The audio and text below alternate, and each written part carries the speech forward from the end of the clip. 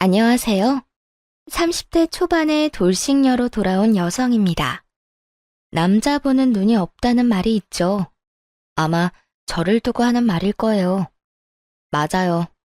남자 보는 눈이 없어서 최악의 남자와 결혼했고 결국은 이혼했죠.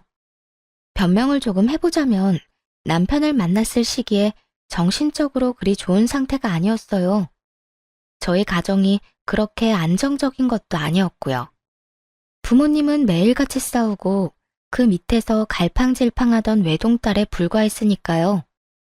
그럴 때 만난 남편은 참 좋은 사람이라고 생각됐어요. 젠틀하고 사람을 웃게 해주고 부드럽고 좋은 사람이다 싶었거든요. 그게 다 바람둥이가 지니는 특징인 줄도 모르고 홀라당 넘어가 버렸죠. 남편에게 여자가 많았다는 사실도 결혼하고 몇 년이 지나서야 알았어요. 그 전에는 콩깍지가 씌어서였는지 누가 그런 말을 해줘도 우리 사이를 방해하는 말이라고만 생각하곤 했거든요. 보고 싶은 대로만 볼 만큼 정신적으로 궁지에 몰려 있었던 것 같아요. 게다가 처음 시부모님과 만난 날 시부모님이 이렇게 말씀하셨기도 하고요. 예, 우리는 다른 거 안 바란다. 떡두꺼비 같은 아들 하나만 낳아주면 돼. 그거면 아무 필요 없어. 알았지? 솔직히 남자친구의 부모님을 처음 보는 자리인데 손주 이야기를 들으니 정말 당황했어요. 그래도 처음에는 손이 귀한 집안이구나 정도로만 생각했죠. 그래서 네, 열심히 해볼게요. 라고 답했네요. 제가 열심히 한다고 애가 생기는 것도 아니고 생겼다고 그게 무조건 아들일 리도 없지만 뭐라고 하겠어요? 그냥 노력한다고 할 수밖에 없었죠. 그런데 결혼 기간이 1년, 2년 넘어가도 애는 생기지 않았고 점점 답답하기도 답답하고 점점 조급해졌네요. 여보, 안 되겠어. 우리 병원 한번 가보자. 혹시 모르잖아. 나한테 문제라도 있으면 어떡해. 그럴 일 없어. 우리들 아직 젊잖아.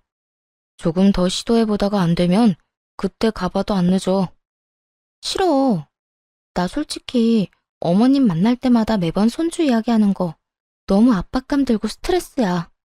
일단 가서 확인이나 해보자. 응? 결국 이런 상황에 못 이겨 남편은 난임병원에서 함께 검사를 받았어요. 그런데 놀랍게도 두 사람 다 정상이었죠. 아무 이상이 없다고 하더군요. 남편에게도 저에게도 문제가 없는데 애는 안 생기니 귀신이 곡할 노릇이었죠. 그리고 그때부터였어요. 시모가 저희 사생활에 간섭하기 시작한 것이 말이에요. 예, 너희 오늘 할 거지?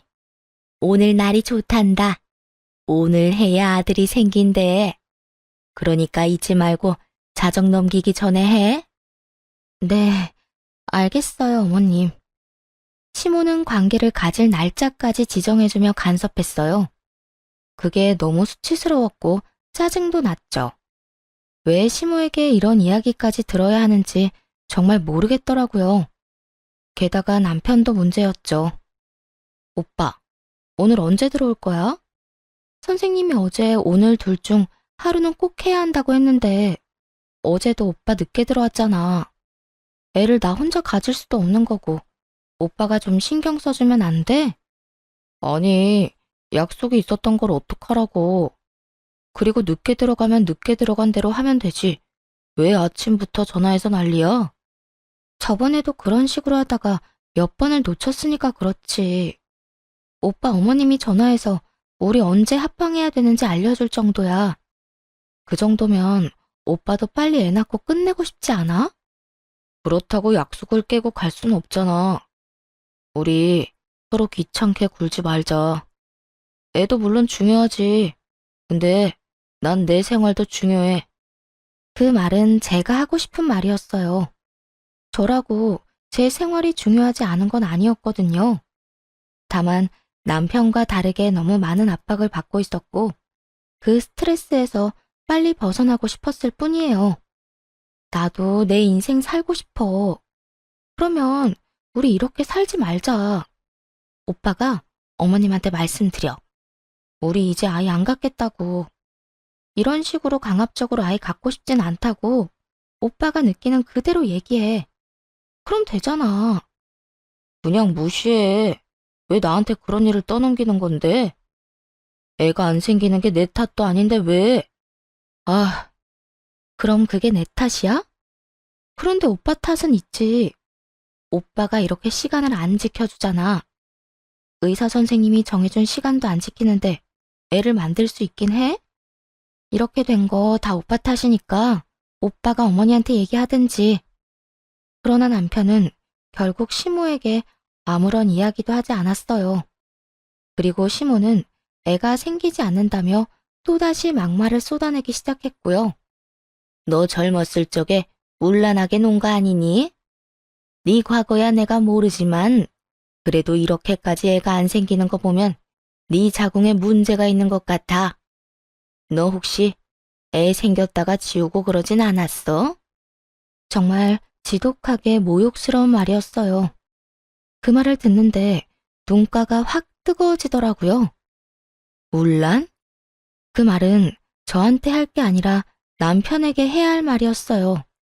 결혼하고 3년째 되던 해 남편의 외도를 알게 되었는데 정말 충격적이었거든요. 남편은 여자가 엄청 많았더라고요. 지인들에게 알아보니 결혼하기 전에도 많은 여자를 만나고 다녔다고 했고요. 전혀 몰랐던 건 남편이 잘 속인 것도 있겠지만 콩깍지가 씌어서 그런 걸 의심할 생각도 하지 않았기 때문이었죠. 어머님, 문란하다는 말은 저한테 할 게 아니라 어머님 아들한테 하셔야죠. 얼마 전에 남편이 업소 여자랑 바람피다가 저한테 들켰거든요. 뭐? 무슨 말 같지도 않은 소리야? 우리 아들이 뭐가? 너 화난다고 아무 말이나 짓거리는 거지? 난 네 말 못 믿는다. 없는 말 지어내지 마. 못 믿으신다고요? 가방에서 지갑을 꺼내 그 안에 꼬깃꼬깃 접힌 종이 한 장을 시모에게 내밀었어요. 이게 뭐냐? 남편이 쓴 거예요. 한 달 전에 바람피다 들켜서 저한테 쓴 각서요. 못 믿겠으면 아들 불러서 확인해 보시면 되겠네요. 시모는 당황한 표정으로 부랴부랴 안에 적힌 내용을 확인하더라고요. 남편이 업소 여자와 바람을 피웠다는 사실, 그 과정에서 상처를 준 사실, 만약 외도를 다시 저지른다면 저에게 1,000만 원을 주기로 한다는 약속까지 적혀 있었고, 남편과 저의 지장이 찍혀 있었죠. 그걸 보고서야 시모는 얼굴을 구기기 시작했어요. 그런데 저보고 문란하다고요? 그래요. 아드님이 참 문란하네요. 그런데 그런 남편도 참아주고 사는데 어머님이 저한테 문란하다는 말을 하시는 건 너무하잖아요? 진짜 문란한 사람이 누군데? 애가 생기지 않는다는 이유만으로 죄도 없는 며느리에게 폭언을 퍼붓는 시모에게 해주고 싶은 말이 참 많았죠. 그리고 저희 애 안 생기는 이유 중 절반은 그이 때문이거든요. 의사가 날짜를 정해주면 뭐 하냐고요? 맨날 바쁘다고 늦게 와서 뻗어 자는데. 그 와중에 업소 여자랑 바람까지 피우고. 여튼 저한테 뭐라고 하지 마시고 아들한테나 잘 좀 하라고 하세요. 네가 얼마나 매력이 없었으면 아들이 밖으로 돌아. 그게 다 네 탓이지 왜 우리 아들 탓이야? 결국 또 제 탓이네요. 그럼 영원히 저한테서는 손주 못 보시겠어요. 그러니까 이왕 이렇게 된 거 애는 포기하세요. 저도 더 이상 집착하지 않기로 했어요. 그리고 앞으로 전화해서 사생활 간섭하는 거 그만두세요. 소름 돋으니까요. 이 말에 시모는 신경질적으로 남편에게 전화를 걸더군요. 당장 오라는 말에도 남편 놈은 느긋하게 등장했어요. 시모가 남편에게 따져 물었죠. 너, 이 각서 내용이 진짜야? 남편 놈이 각서를 보더니 난감한 표정을 짓고는 머리를 긁적이며 말하더군요. 그거 와이프도 알아. 일회성 만남이었어. 완전 그냥 잠깐 스치는 인연이었다고. 그런 여자를 진심으로 만날 리가 없잖아. 진심이든 놀이든 너 이 짓거리 하느라고 이때까지 손주 만드는데 소홀했던 거야? 내가 손주 보고 싶다고 얼마나 말했니? 그런데 그거 하나 못하고 이딴 짓까지 저질러? 내가 너 때문에 며느리한테 이런 취급 받아야 해. 왜요? 우리 와이프가 뭐라고 했는데 각서 밝힌 것도 모자라서 우리 엄마한테 또 무슨 소리 했어? 자기 엄마라고 무조건 편부터 들고 나서는 남편놈을 보면서 한심한 표정으로 남편에게 말했죠. 어머님이 나더러 문란하게 놀아서 애 안 생기는 거냐고 묻길래 당신이 나보다 더 문란하다고 말해준 게 다야. 하도 안 믿으시길래 각서 보여드렸고 그거 보시고는 부끄러우셨는지 당신한테 바로 연락하시던데 그럼 이게 내가 잘못한 거야? 당신이 잘못한 거야? 이 말에 남편놈도 입을 꾹 다물고 저와 시모 눈치를 보더군요. 모르면서 남 탓하지 마. 그리고 당신이 말하기 싫어하는 것 같아서 내가 어머님한테 말씀드렸어. 우리 애 가지는 걸로 집착 안 하기로. 당신이 먼저 그렇게 이야기했으니까 앞으로 손주 이야기할 거면 어머님이랑 당신 둘이서 이야기해. 나 빼고. 남편놈과 시모는 그 이후로 더는 손주 이야기를 꺼내지 않았어요. 하지만 점점 이 결혼 생활에 강한 회의감이 들었죠. 이혼에 대해 진지하게 생각하는 계기가 됐거든요. 솔직히 말해서 지금 당장 이혼하고 싶냐고 묻는다면 지금 당장이라도 그렇다고 말할 정도였죠. 하지만 그 당시의 상황이 그리 좋지 않았어요. 애를 가지기 위해 직장까지 그만둔 상태였거든요. 한 달 전 남편의 외도를 알고도 강하게 나가지 못한 이유 역시 그것 때문이었고요. 물론 일회성 만남이라며 남편이 손이 발이 되게 빌었으니 참고 넘어간 것도 있었지만요. 하지만 그보다도 직업도 없는 상황에서 이혼까지 하고 나면 정말 패배자가 된 것 같은 기분이 들 것 같았거든요. 그래서 어떻게든 참았던 건데 시모의 막말과 남편놈의 저런 행동까지 겹치니 도저히 더는 참기 어려웠어요. 그래서 우선 직장부터 다시 구했죠. 다행스럽게도 저번 직장보다도 더 좋은 조건으로 취직할 수 있었네요. 일을 다시 시작한 게 시모와 남편은 마음에 안 드는 듯 했지만 더는 뭐라 말 못하고 하고 싶은 대로 하라며 그냥 놔두더라고요. 하긴 입이 10개라도 할 말이 없겠지만요. 그때부터는 정말 원하는 대로 살아보자 싶었네요. 그리고 다음에도 이런 분통 터지는 일이 있으면 이번에는 무조건 이혼하겠다는 생각을 머리에 콕 박아놨죠. 그렇게 한 달, 두 달, 반년이라는 시간이 흐르는 동안 남편과 시모는 딱히 간섭하지 않았고 평온한 시간이 흘렀어요. 둘에게서 눈을 돌리자 정말 평화롭고 좋았죠. 남편도 집에서는 제 눈치를 보기에 바빴고 일찍 집에 들어오려 애쓰더군요. 그런데 폭탄은 언제나 불시에 터지는 법인가 봐요. 어느 날 남편놈이 다른 언질도 없이 웬 갓난아기를 데리고 집에 왔으니까요. 100일도 채 지나지 않아 보이는 어린 아이였어요. 아기를 보고 굳어있는데 남편이 툭 던지더군요. 너한테 동생 하나 있는 거 알지? 이야기를 들어본 적은 있었어요. 남편과 나이 차이가 많이 나는 어린 여동생이라고 했죠. 어릴 때 찍었다던 가족 사진을 본 적은 있었는데 그 외에는 단 한 번도 실제로 보지 못했지만요. 시모와 남편 말로는 제멋대로 사는 자유인이라서 어릴 때 집을 나가 여태까지 돌아오지 않는다고 하더라고요. 게다가 그만큼 사고도 많이 쳤다고 들었고요. 들어는 봤지. 근데 아가씨가 집에 오신 거야? 집에 돌아온 건 아니고 이 애만 맡기고 다시 나갔어. 걔가 어릴 때부터 사고를 좀 치고 다니긴 했는데 이번에는 애를 낳아서 왔더라고.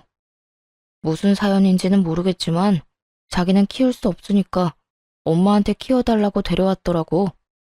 그 말을 듣고 당황했어요. 시모에게 맡겼다던 아이를 왜 여기 데려온 건지 솔직히 짐작이 갔지만 생각하고 싶지도 않았거든요. 그런데 남편은 결국 제일 듣고 싶지 않았던 말을 꺼내더군요.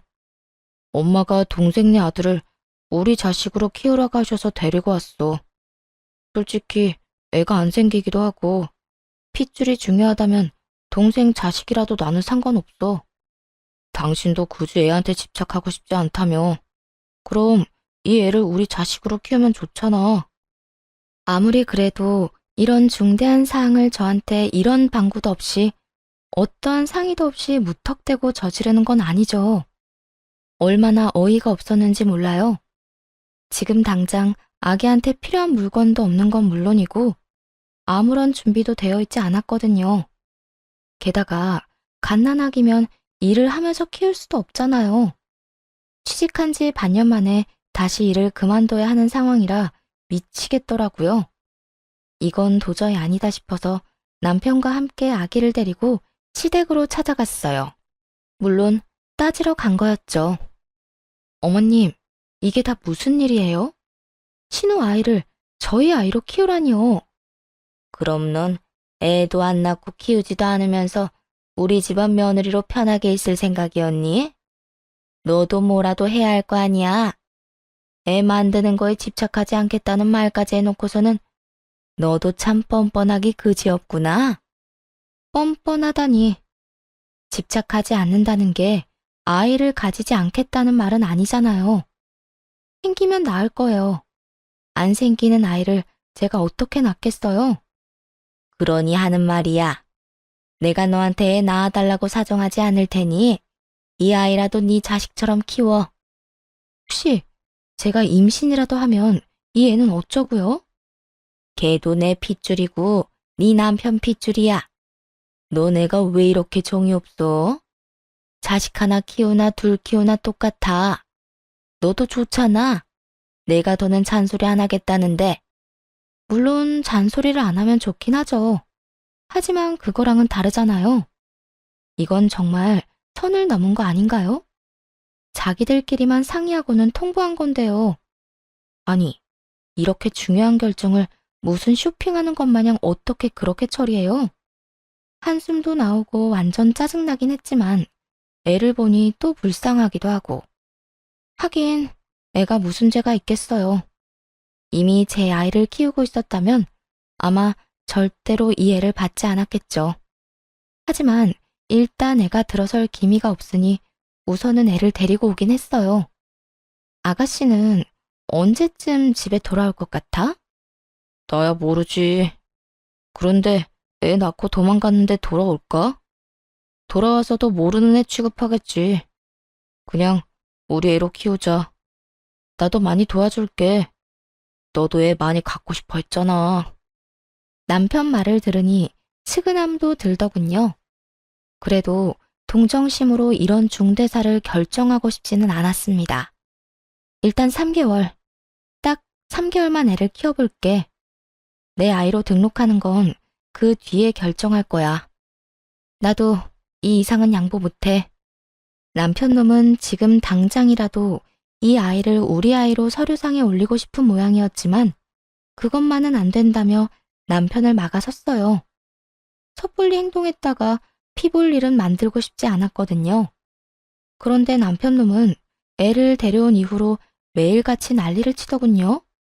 이 애의 출생 신고를 우리 앞으로 해야 한다면서요. 어차피 우리가 키울 거면 우리 앞으로 출생 신고하는 게 맞아. 당신이 양보해주면 안 될까? 동생도 그러면 더 마음이 편할 테고. 그건 아니지. 내가 키울 생각이 아직 확실하지 않은데 내가 엄마라도 되면 나중에 아가씨가 애 원할 때는 어떻게 할 건데? 가족이라고 이런 문제 섣불리 처리하면 나중에 피 보는 건 우리야. 그러니까 신중하게 생각하고 싶어. 그런데 애 출생 신고도 여태 안 한 거야? 그럼 어떡하냐? 동생이 출생 신고를 안 하고 싶어 하는데 자기 밑으로는 절대 못 넣겠다고 해서 우리한테 부탁한 거잖아. 나는 당장이라도 내 아들로 등록하고 싶지만 어차피 당신 동의가 필요하니까. 그렇다고 내 애가 아닌데 내 애로 등록하는 건 쉬운 일이야? 나한테는 큰일이라고. 일단 좀 더 지켜보자. 그렇게 겨우 잠잠해졌죠. 그리고 그 이후로 딱 2달 정도 지났을 무렵 일이 터졌어요. 그때는 아이에게 정이 들기 시작한 시기이기도 했죠. 어버이날이라 시댁에 들렀는데 시부는 없더라고요. 시모 혼자 있었는데 시모는 급히 가야 할 곳이 있다고 하더군요. 그래서 저와 아이는 시댁에 남아 있었고 남편과 시모는 남편 차를 타고 밖으로 나갔어요. 저는 시댁 집에서 아이를 보고 있었죠. 그런데 갑자기 벨이 울리더군요.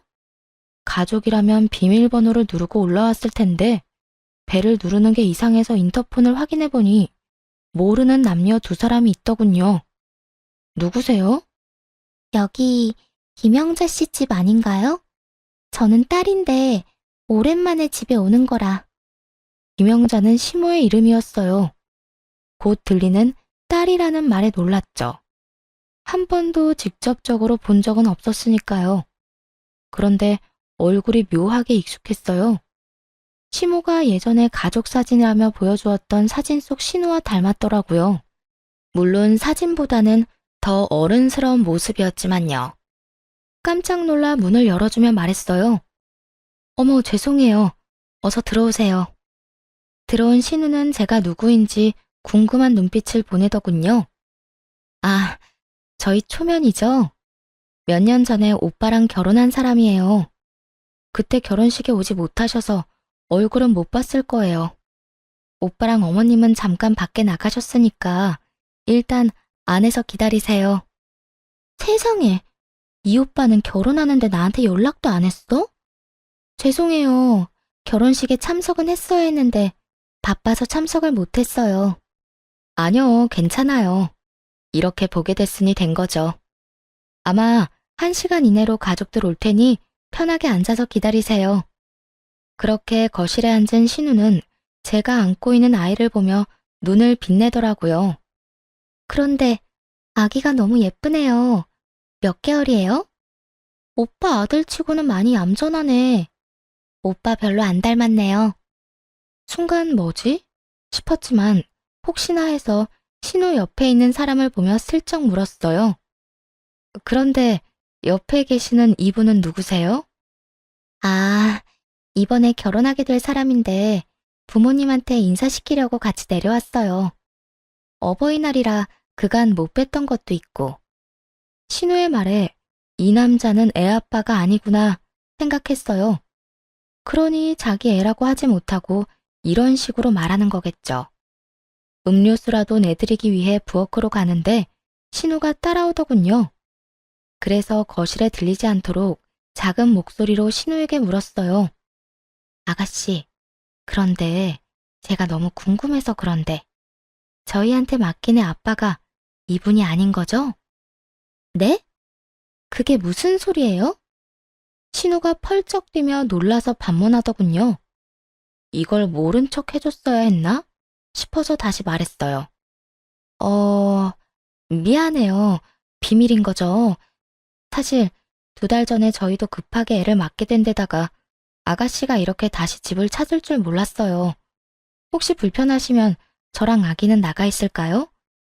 애 얼굴 보면 좀 그렇잖아요. 지금 무슨 소리예요? 제 아이라니요. 저는 아이 한 번도 본 적 없어요. 제 몸을 좀 보세요. 저 아기가 아무리 많이 봐줘도 6개월밖에 안 돼 보이는데 제가 애 낳고 6개월밖에 안 된 산모처럼 보이세요? 신우는 아주 팔짝 뛰며 화를 내더군요. 하긴 저도 이상하긴 했어요. 아이를 낳아본 적은 없지만 산후에 몸무게가 빨리 빠지지 않는다고 들었거든요. 게다가 신우는 굉장히 마른 타입이었어요. 배가 하나도 없이 홀쭉하더라고요. 도대체 그런 소리는 어디서 들으신 거예요? 우리 오빠가 그래요? 아니면 엄마가? 2사람 다 저한테 데리고 와서는 신우가 애 낳고 갔다고 우리 보고 키우라고 해서 제가 지금 이 아이를 키우고 있는 거거든요. 그러면 이 애는 누구예요? 이 말에 신우가 더 크게 화를 냈어요. 그걸 제가 어떻게 알아요? 진짜 우리 엄마랑 오빠가 이 애를 제 애라고 말했다고요? 네, 제가 아이가 안 생기니 이 애를 우리 애로 키우라고. 그런데 아가씨 애가 아니면 얘는 누구 애죠? 신우와 이야기를 나누는 도중에 도어락이 열리며 남편과 시모가 들어왔습니다. 둘은 저와 신우가 함께 있는 모습을 보고 당황스러운 표정을 지으며 말했어요. 네가 여기는 무슨 일이야?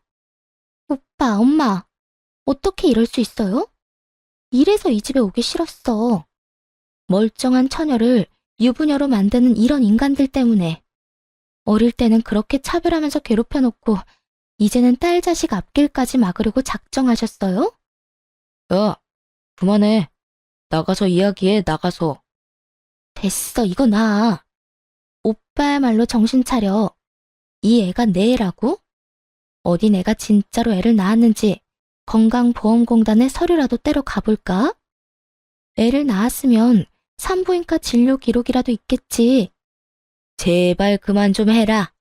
나가서 이야기하자고 그러지 않니? 나가서 둘이서 이야기해. 속 시끄럽게 여기서 이러지 말고. 엄마야말로 그렇게 살지 마. 내가 이래서 집 나간 거야. 결혼할 남자 데리고 오랜만에 집에 왔더니 뭐? 내 애를 오빠한테 키워달라고 했다고? 말이 되는 소리를 해. 신우의 악에 바친 소리에 시모와 남편놈 둘 다 사색이 되어서는 제 눈치만 보고 있더군요. 게다가 신우의 이야기는 그동안 아무것도 모르고 애를 키우던 제게 의심의 불씨가 되었어요. 어머님, 여보, 그럼 이 애는 누구 애야? 나한테는 분명 아가씨가 낳은 아이라고 했잖아. 그런데 아가씨 애가 아니면 도대체 어디서 데려온 애야? 아버지 쪽 먼 친척이야. 우리도 가까운 사이는 아니야. 그럼 처음부터 그렇게 이야기하면 됐지. 왜 당신 동생이 낳은 아이라고 거짓말했어? 거짓말이 아니고 그래야 당신이 애를 봐줄 것 같아서. 아니야. 당신 지금 너무 이상해. 거짓말할 필요가 없는 걸 거짓말하고 있잖아. 남편이 쩔쩔매며 아무 대답도 못하는 걸 보며 이혼이 답이라는 생각이 들었어요. 이미 신뢰가 깨진 남자에게 무슨 믿음이 더 들겠어요? 사실 아이가 남편과 닮지 않아서 이틀 전에 친자 검사를 신청해놨거든요.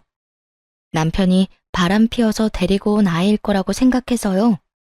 그래서 신우가 이 애가 자기 애가 아니라고 할 때 이미 마음속으로 이혼을 결심했어요. 나한테 거짓말까지 하고 애를 맡기려는 이유가 뭐야? 이번에 애 맡길 때도 나한테는 이런 방구 없이 어머님이랑 당신 둘이서 상의하고 나한테는 통보한 거잖아. 그러니까 나도 통보 하나 할게. 우리 이혼하자. 당신네들 하는 정신 나간 행동들 더는 봐주기 힘들어. 여보, 무슨 이혼이란 말을 그렇게 쉽게 해. 애는 어떡하고. 당신이 있어서 애를 데려온 건데. 어떡하긴. 당신이랑 어머님이 키우면 되지. 데려온 사람들이 책임지는 게 맞는 거 아니야? 이혼하자는 말에 애는 어떻게 하냐는 말부터 하는 남편을 보며 더 화가 치밀어 올랐어요. 저한테는 일말의 미안함도 없이 저딴 생각만 하고 있는 걸 보니 열불이 났죠. 그런데 그때 시모가 불난 집에 기름을 확확 때려 넣더라고요. 그래, 헤어져라. 차라리 이혼해. 애도 못 낳는 년 여태껏 가족으로 받아줬는데 이제는 필요 없지. 이 애가 있으면 우리도 너 같은 년 필요 없어. 허, 저야말로 그쪽 집안 인간들 필요 없거든요. 누구 애인지도 모를 애를 데려와서 저한테 키우라고 한 것도 충분히 수상하고요. 당신은 도대체 누구 애를 데려온 거야? 혹시 혼외자 아니야? 아니야. 사람 말을 왜 그렇게 못 믿어? 그리고 더는 그 이야기 하지 마. 나도 이야기 안 하고 싶거든. 아, 됐어. 다 됐으니까 헤어지자. 나도 이딴 이야기 듣고 싶지도 않아. 당신 바람 피운 이야기 들어서 뭐 하겠어? 그렇게 그 아이를 시댁에 남겨두고 집으로 돌아왔어요. 남편은 대화하기를 꺼리는 건지 마주치기가 싫은 건지 집에도 들어오지도 않았죠. 솔직히 다행이라고 생각했어요. 얼굴 마주하면 고성과 주먹이 오갈 것 같았거든요. 그저 친자 확인 검사 결과만 기다렸죠. 그 결과만 나오면 남편을 유책 배우자로 만들고 바로 이혼할 생각이었어요. 며칠이 지나고 어느 날 폰을 잃어버리는 일이 생겼어요. 급하게 연락은 해야 하는데 폰은 없고 결국 어쩔 수 없이 급한 대로 집에 있던 컴퓨터로 카톡을 연결하려고 했죠. 그런데 남편의 컴퓨터라 그런지 남편의 카톡 창이 자동으로 뜨더군요. 잠금 모드라 비밀번호가 걸려 있었는데 단순하게도 0000으로 되어 있더라고요. 그렇게 의도치 않게 남편의 카톡을 탐방하다가 원무과라는 이름을 보게 되었어요. 보통은 원무과 누구누구 이렇게 적어 놓아야 하는데 그냥 원무과라고만 적힌 게 이상하더라고요. 그렇게 카톡을 열었다가 기겁할 뻔했네요. 두 사람의 대화는 통상적인 직원 간의 대화가 아니었거든요. 처음부터 속일 작정으로 만들어둔 이름이더라고요. 그 원무과는 남편의 상간녀였고요. 대화 내역은 1년 반 전으로 거슬러 올라갔습니다. 오늘 좋은 시간 보냈다. 너와 함께 계속 있고 싶었다. 그리고 차마 설명할 수 없을 만한 사진을 주고받은 것까지 확인했어요. 게다가 더 큰 문제는 대화가 이어진 지 반년도 안 되었을 때였어요. 상간녀가 대형 폭탄을 터뜨렸더군요. 아이가 생겼다고요. 이 대목에서 확신했죠. 이 아이가 바로 제가 키우고 있던 그 아이라는 걸. 시기가 딱딱 맞아 떨어지고 있었거든요. 그리고 고민하는 상간녀에게 남편놈이 의외의 제안을 하는 걸 봤네요. 나 어떡하지? 애가 생겼어. 당신 아이야. 벌써 4개월이래. 진정해. 병원은 갔다 왔어? 응. 그런데 난 결혼도 안 했는데 애를 가졌잖아. 사람들이 이상하게 보면 어떡해? 애를 지워야 하나? 혹시 애기 성별은 뭐야? 아들이래. 그런데 나는 아들, 딸 상관없어. 그냥 너무 무섭고 만삭되면 숨기지도 못할 텐데. 그렇게 대화가 한번 끊어졌다가 다음날 다시 대화가 이어졌어요. 애 낳는 거 내가 도와줄 테니까 애랑 나 사이 친자 검사 확인되면 우리가 애 데려갈게. 엄마와 이야기는 다 됐거든. 대가로 5천만 원. 애 낳기 전에 2,500, 애 낳고 2,500. 네가 감당하기 힘들면 우리한테 넘기는 게 어때? 애를 두고 거래를 했더군요. 애가 7개월이 돼서 배를 가릴 수 없자 남편놈이 2,500만 원을 보냈더군요. 남편놈도 망할 인간이지만 이 여자도 정신 나간 건 똑같아 보였어요. 와, 똑같은 인간들끼리 만나서 개수작 떨고 정작 피해는 저 혼자 입은 꼴이죠. 그렇게 열받아가면서 글을 넘기는데 애가 태어난 시점이더군요. 친자 확인 검사 결과를 사진 찍어서 보내줬더라고요. 99.99%. 친자가 확실했어요. 그걸 확인한 후 또 돈을 그 여자에게 보냈더군요. 남편의 혼외자가 확실한 상황이었죠. 제가 한 친자 검사 따위는 확인할 필요도 없었네요. 진짜 화도 나는데 너무 허망하더군요. 이런 꼴을 보자고 결혼을 한 게 아니었는데 말이죠. 나름대로 최선을 다해 살아왔는데 어째서 이렇게 됐는지 알 수 없었어요. 한참을 울고 화내고 나서 바로 이혼 소송을 시작했습니다. 그리고 며칠 안 되어서 우편이 하나 날아왔어요. 친자검사 보냈던 곳에서 날아온 우편이었죠. 확인할 필요도 없었지만 수고가 아까워 봉투를 열었고 또 한 번 놀랐네요. 멍하니 보면서 이게 무슨 일인가 싶었어요. 제가 한 친자검사에서는 남편의 친자가 아니라고 나왔더라고요. 남편의 머리카락과 아이의 머리카락을 함께 보냈었거든요. 잘못될 리는 없었죠. 그런데 결과는 상간녀가 보내준 검사와 정반대니 놀랄 수밖에요. 남편놈이 자기 자식도 아닌 애를 키우고 있다고 생각하니 순식간에 기분이 좀 나아지더라고요. 그래, 너도 뒤통수 한 대 맞아봐라. 그 심정으로 검사 결과를 숨기고 소송을 진행했어요. 그리고 몇 달 지나지 않아 이혼 판결이 났죠. 애도 없고 짧은 결혼 기간 덕분인지 모르겠지만 생각보다 일찍 판결이 났네요.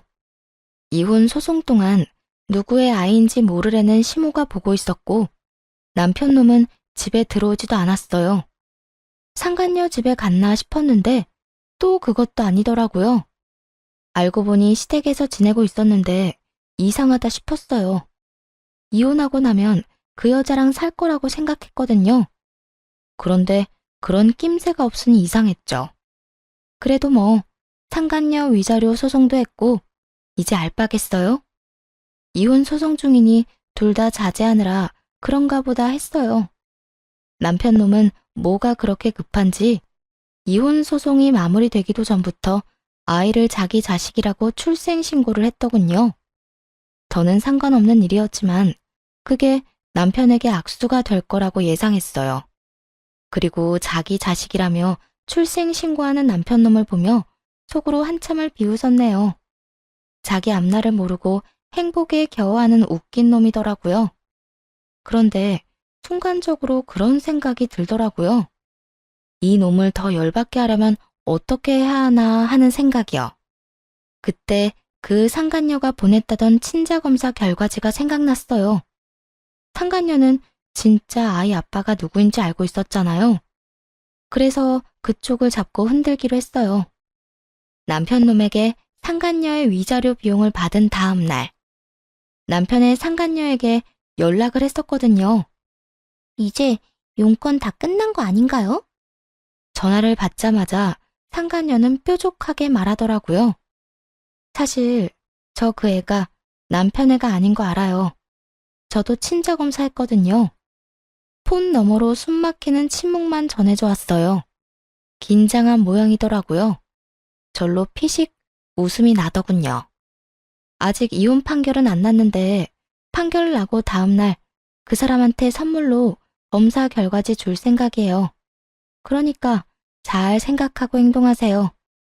이렇게 말하면 상간녀가 애를 데리고 도망갈 거라고 생각했어요. 돈도 받아먹었고 위자료까지 대신 내줬는데 알고 보니 남편 자식이 아니라면 맞아 죽기밖에 더 하겠어요. 그 전에 애 데리고 도망가는 게 낫지. 그런데 그 상간녀는 생각보다도 더 나쁜 년이었더라고요. 이혼 판결이 나고 전 남편 놈은 저희 신혼집을 제2의 신혼집으로 만들기 위해 와 있었어요. 저는 짐을 싸서 이제 막 나가려는 참이었고요. 그런데 전 남편 놈만 보이고 상간녀가 보이지 않자 싱긋 웃으며 물었죠. 이 집에 새로 들어올 분은 같이 안 왔나 봐? 당신이 신경 쓸 일은 아니지. 어차피 남남이고 넌 나갈 사람인데 궁금할 게 뭐가 있어? 그건 그렇지. 근데 아쉽다. 둘이 같이 있을 때 보면 좋았을 텐데. 마음에도 없는 소리를 하며 남편에게 서류를 한 장 내밀었어요. 자, 내 마지막 선물이야. 그래도 이건 알려주고 가야 할 것 같아서. 내민 서류 봉투를 슬쩍 보더니 전 남편이 그걸 받아갔어요. 이혼하는 마당에 선물은 무슨. 그러지 않아도 전 남편 놈 기분은 그리 좋지 않은 상태였죠. 왜냐면 유책 배우자가 되면서 위자료를 개원해야 했거든요. 상간녀에게도 상간녀 위자료 소송을 했는데 그것도 전 남편이 내줬더라고요. 돈이 2배로 들었으니 기분이 더러울 법했죠. 기분 더러워 보이네? 근데 어쩌지? 그거 보고 나면 기분이 더 더러울 텐데. 기분이 안 좋은데 왜 선물이야? 이거 뭔데? 기분은 더럽지만 지금 모르면 나중에 더 기분 더러울 만한 거지. 지금 알고 있는 게 좋지 않을까 해서 주는 거야. 그냥 숨겨도 되는데 넌 알아야 할 것 같아서 내 마지막 배려지. 전 남편 놈이 서류를 꺼내 읽는데 눈이 완전 동그래지더군요. 이게 뭔데? 친자검사? 누구랑 누구를 검사한 거야? 부모 자식이 아니라고 나온 건데 설마. 전 남편 놈 얼굴이 슬슬 경악으로 바뀌더군요. 그걸 보는데 즐거워 웃음이 나오더라고요. 응, 맞아. 너랑 네가 데려온 아이. 솔직히 애 데려왔을 때부터 네 애일지도 모른다는 생각이 들어서 몰래 두 사람 머리카락 보내서 검사했거든. 근데 짜잔. 축하해. 너 아빠 아니래. 너도 좋지? 애가 없잖아. 이게 진짜 나랑 애기 거라고? 너 거짓말이지? 이거 장난치는 거잖아. 장난이라고 생각하고 싶으면 그렇게 하든가. 정 못 믿겠으면 네가 직접 가서 확인해보지 그래? 근데 너 어떡하냐? 걔 벌써 네 아들로 출생신고하지 않았어? 어쩌냐? 뻐꾸기 새끼 열심히 키우게 생겼네. 전 남편 놈을 보며 비웃으며 말했더니 너무 놀랐는지 눈동자가 떨리더군요. 아니야, 이럴 리 없어. 내가 확인 벌써 다 했다고. 친자 검사 결과도 받았는데. 그거야 알 수 없지. 그 여자가 너랑만 바람 피웠을까? 다른 남자도 있었으면 그 남자랑 애 친자 검사한 결과를 너한테 보냈을 수도 있잖아. 안 그래? 그런데 그 여자 오늘 왜 안 왔어? 이 말에 전 남편 놈이 부들부들 떨며 그대로 나가버리더군요. 딱 보니 다시 검사하러 가는 모양이었죠. 급한 뒤통수가 딱 그렇게 보였어요. 그리고 한 달쯤 뒤부터 전 남편 놈이 사람을 하나 찾고 있다는 이야기를 들었죠. 애가 자기 자식이 아니라는 걸 확인하고 상간녀를 찾아갔는데 상간녀는 이미 튄 모양이더라고요. 게다가 애까지 버리고요. 솔직히 그 여자가 애는 데리고 갈 거라고 생각했거든요. 나쁜 인간은 년이든 놈이든 똑같이 나쁘더라고요. 뭐든 상상을 초월한다고 해야 하나요? 하긴 5천만 원이나 받고 상간녀 위자료 소송비까지 전 남편 놈이 대신 내줬는데 들키면 큰일 나겠다 싶었겠죠. 그렇게 상간녀는 도망가고 전 남편 놈은 그런 상간녀 쫓아서 미친놈처럼 돌아다니고 우습더군요. 주변 사람들이 이상하게 봐도 상간녀에게 당했다는 말도 못하는 처지였죠. 아마 전 시모에게도 이야기 안 한 모양이었어요. 전 시모가 전 남편 놈 이상 행동 때문에 저를 찾아온 거 보면요. 혼이 빠진 전 남편 놈 때문에 전 시모가 찾아온 건 이혼하고 2달쯤 뒤였어요. 전 시모가 고급 유모차에 애를 태워서는 회사까지 찾아가서 기다리고 있더군요. 설마 저를 보러 왔다는 생각은 하지도 못하고 그냥 지나치려는데 붙잡으며 잠깐 이야기라도 하자고 하더라고요. 무슨 일이세요?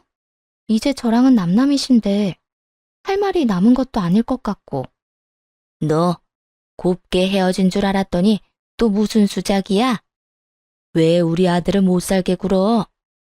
이번엔 무슨 말을 했길래 애가 혼이 다 빠져서 난리야? 혼이 다 빠졌어요? 하긴 그럴 수밖에요. 그런데 그거 제가 그런 거 아닌데 왜 저한테 오셨어요? 수작은 제가 아니라 다른 사람이 한 건데. 하긴 꼴을 보니 아직도 모르시는 것 같네요. 내가 뭘 몰라? 우리 아들한테 무슨 짓 했는지 당장 말해. 너 아니면 우리 집에 이렇게 난리가 날 일이 없어. 시모가 애지중지 보살피는 애를 보고 웃으며 말했죠. 아드님이 말 안 한 걸 제가 하긴 좀 그런데 그래도 듣고 싶다니 말씀드릴게요. 어머님이 애지중지 고이 모시고 다니는 그 아이요. 남편의 아니에요. 당신 손주는 더더욱 아니고요. 그게 무슨 소리야? 내가 친자 검사 결과까지 다 봤는데 그 여자가 보내준 결과죠. 직접 가서 한 건 아니잖아요. 친아빠랑 애 검사해서 결과 나온 거 보내면 이쪽에서는 모르잖아요. 검사 결과가 다를 리가 없어. 그 여자가 우리 아들 애라고. 너 설마 우리 아들하고 다시 합치고 싶어서 그딴 거짓말로 애 들쑤셨어? 제가 왜요? 끔찍하니까 그런 소리 하지도 마세요. 거짓말로 들쑤시다뇨? 진짜 거짓말한 사람이 누군지도 모르고 어머님도 불쌍하시네요. 잘나신 아드님도 그 애가 자기 아들이 아니라는 거 아니까 그렇게 돌아다니면서 그 여자 찾는 거잖아요. 그 여자 잡으려고. 그래야 애를 다시 돌려주든 뭘 하든 할 거니까. 이 말에 시모는 충격받은 표정이었어요. 하긴 제 손주라고 철석같이 믿었으니 며느리에게도 지 아들 상간녀 애를 키우라고 했겠죠. 그토록 그 애가 소중했으니 저하고 남편을 이혼하도록 만들었던 거겠고요. 일그러지는 표정을 보면서 전 시모 가슴에 못 박는 말 하나 더 해줬네요. 그나저나 아주머니 아들도 이참에 병원 다시 가봐야겠어요. 이혼할 때 보니까 이 여자 저 여자 온갖 여자 다 건들고 다녔던데 누구 하나 그 사람 애를 가진 사람이 없잖아요. 여태 애가 안 생긴 게 제 탓이 아니라 당신 아들 탓이었나 봐요. 그럴 리 없다. 그럴 리 없어. 얘가 내 손주가 아니라니. 그럼 난 여태껏 왜? 시모가 급하게 전화기를 꺼내 아들에게 전화를 걸더군요. 무슨 일이에요? 저 지금 좀 바쁘니까 나중에 전화해요. 바쁜 이유는 말하지 않아도 뻔해 보였죠. 왜요? 바쁘시대요? 돈 들고 도망간 여자 찾느라 바쁜가 보네요. 그냥 이따가 전화한다고 하세요. 시모가 이 말에 한껏 째려보더니 전 남편에게 그러더라고요. 너, 얘가 내 손주가 아니라는 말 진짜니? 진짜야? 너 다시 검사해본 거 맞아? 이 애가 정말 네 새끼가 아니야? 저도 그것 때문에 지금 열받았거든요. 더 이상 그 이야기 꺼내지도 마세요. 그럼 이 애는 어쩌니? 네 자식이 아닌데 내가 데리고 있을 필요가 없잖아. 저도 모르겠으니까 일단 나중에 이야기하자고요. 여자를 잡아야 애를 돌려주든 말든 할 거 아니에요. 엄마까지 이런 식으로 시끄럽게 굴까봐 말 안 한 거 모르겠어요? 이놈아! 여보세요? 전 남편 놈은 전 시모의 전화를 그렇게 매몰차게 끊어버렸어요. 하긴 급한 일은 따로 있는데 시모에게 신경 쓸 정신이 어디 있겠어요? 시모는 끊어진 전화를 붙들고 망연자실하게 앉아있더군요. 정말 그 짧은 통화에 완전히 폭삭 늙어버렸더라고요. 저도 큰일 날 뻔했어요. 그때 갓난쟁이 데리고 와서 출생신고 우리 앞으로 하자고 했을 때 아무것도 모르고 했으면 진짜 완전 코 꿰일 뻔했잖아요. 근데 그 사람은 이혼 소송 중에 벌써 자기 자식으로 올린 것 같은데? 뭐 알아서 잘하겠죠. 한두 살 먹은 애도 아니고.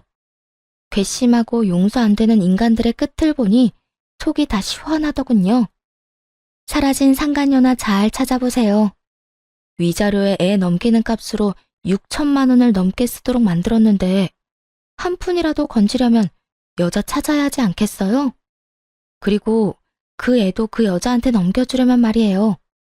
시모는 부들부들 떨며 말도 못하고 굳어 있었어요. 한마디라도 쏘아붙이고 싶겠지만 그럴 수 있는 정신도 없나 보더라고요.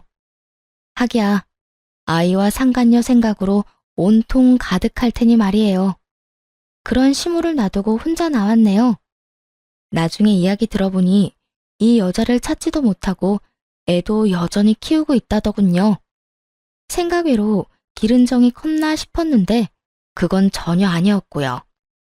이 아이를 받아올 때 준 돈 5천만 원을 그 여자에게 되돌려 받으려면 애가 있어야 된다고 생각했던 모양이에요.